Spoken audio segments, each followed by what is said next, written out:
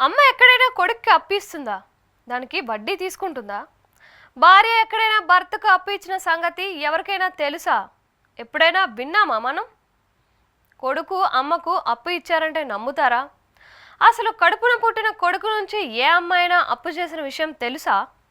అత్త అల్లుడికి అప్పు ఇచ్చినట్టు ఎప్పుడైనా విన్నారా? ఎన్నడైనా కన్నారా? భర్తకు చేతి నిండా పని, భార్య మాత్రం ఇంట్లోనే ఉంటుంది. కానీ ఆదాయంలో మాత్రం భార్య భర్తను మించిపోయి ఉంటుంది. ఇదేదో కల్పితం కాదు, వాస్తవం. కష్టపడి కట్టుకున్న ఇంట్లో అద్దెకు ఉంటున్న యజమానులను ఎప్పుడైనా చూసారా?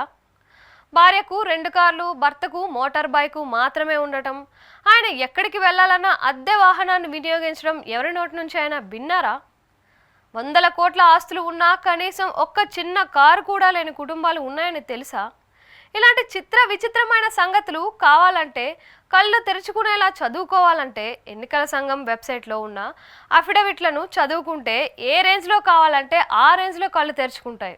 ఎందుకంటే పైన చెప్పుకొచ్చిన వాటిలో సింహభాగం సంగతులు మన ఏపీలోనే చోటు చేసుకున్నాయి. అవును, కోట్లకు పడగలెత్తిన సీఎం జగన్ కుటుంబానికి ఒక్క చిన్న కారు కూడా లేదంట. వైఎస్ భారతికి 200 కోట్ల ఆస్తి, 2 కిలోల బంగారం ఉన్నా ఆమెకు సొంతంగా ఫోనే లేదంట.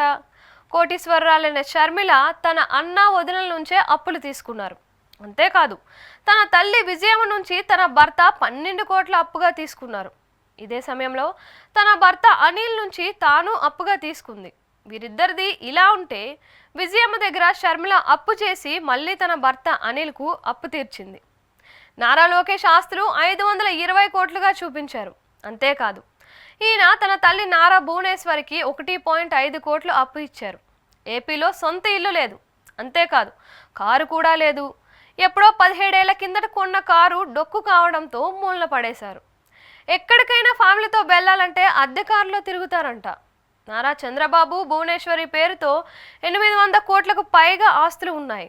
వీటిలో చంద్రబాబుకు 1.20 కోట్లు మాత్రమే ఉన్నాయి. మిగిలినవన్నీ భువనేశ్వరి పేరుతో ఉన్నాయి. భువనేశ్వరి చంద్రబాబుకు అప్పుగా 1.5 కోట్లు ఇచ్చారు. అంటే భర్తకు భార్య అప్పు. ఇలా చిత్ర విచిత్రమైన సంగతులు చాలానే ఉన్నాయి.